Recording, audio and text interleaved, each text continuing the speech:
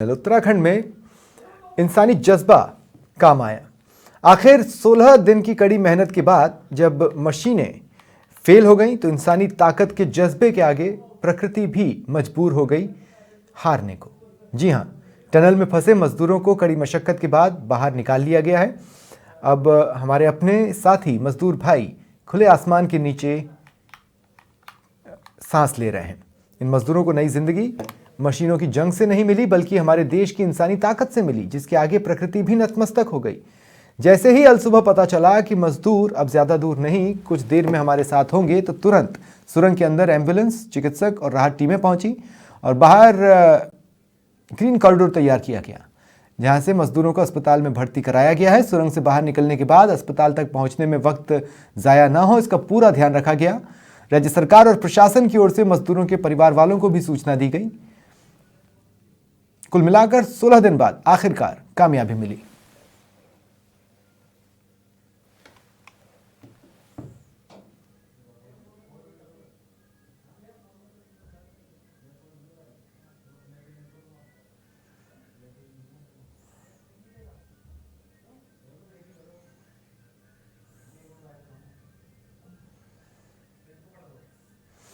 और इधर उत्तराखंड के मुख्यमंत्री पुष्कर सिंह धामी सिलकियारा सुरंग पहुंचे और कंटिन्यू वहां पर मौजूद रहे। श्रमिकों को जब बाहर लाना शुरू हुआ तब भी वो वहीं थे। जैसे ही श्रमिकों को बाहर लाया गया, भारत माता की जय के जयकारे गूंज उठे।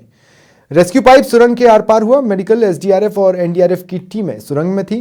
मजदूरों को बाहर लाना शुरू किया गया और भारत माता की जयकारों से इलाका गूंज उठा। आखिरकार मजदूर बाहर आए।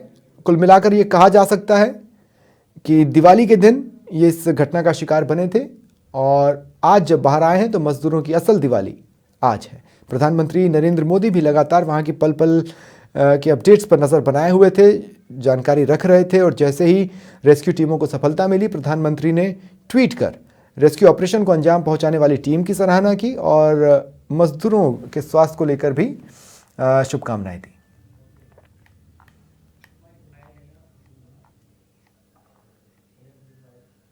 मुझे बहुत खुशी है कि सिलकियारा टनल के हादसे के कारण जो 41 मजदूर फंसे हुए थे वो बाहर निकले और उनकी जान बची है। सभी एजेंसियों ने, विशेष रूप से पीएमओ के मार्गदर्शन में, भारत सरकार की सब एजेंसीज, उत्तराखंड सरकार और वहां की स्थानिक जनता और सब लोगों ने रात दिन मेहनत की, परिश्रम किए, अलग अलग पर्यायों पर काम किया और उसके बाद ये सफलता मिली है। ये बहुत गहरा संकट था, पहली बार इस प्रकार का अनुभव आया। इन लोगों की जान बची, उन लोगों को मैं बहुत बहुत शुभकामनाएं, शुभेच्छाएं देता हूं। और इसमें जान बचाने में जिन जिन भारत सरकार की एजेंसियों ने और राज्य सरकार की एजेंसियों ने और सभी हमारे इंजीनियर्स थे, रात दिन अपने जोखिम लेकर जो काम किया है, उन सबको भी बहुत बहुत धन्यवाद देता हूं, उनके आभार व्यक्त करता हूं। ये घटना ने भी हमको सीखने के लिए बहुत कुछ मिला है। अब हम लोग इसके बारे में टनल का सेफ्टी ऑडिट भी करने वाले हैं और टेक्नोलॉजी के साथ कैसे हम लोग ज्यादा से अच्छे टेक्नोलॉजी का उपयोग कर सके, ये भी कोशिश करेंगे।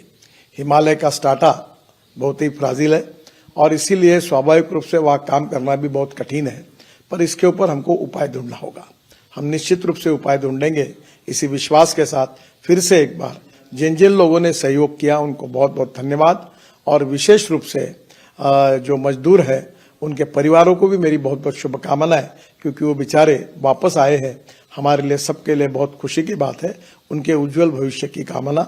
बहुत बहुत धन्यवाद। नमस्कार। मैं अपनी दिल्ली के सभी लोगों को ये खुशखबरी देना चाहता हूं। वैसे आप देख ही रहे होंगे, लेकिन इस पल जब मैं चौखंडी वार्ड में हूं और यहाँ के लोगों के साथ थोड़ी देर बैठने आया, तभी पता चला कि उत्तराखंड के टनल में फंसे 41 मजदूर जो थे, वो 41 के 41 सुरक्षित निकाल दिए गए।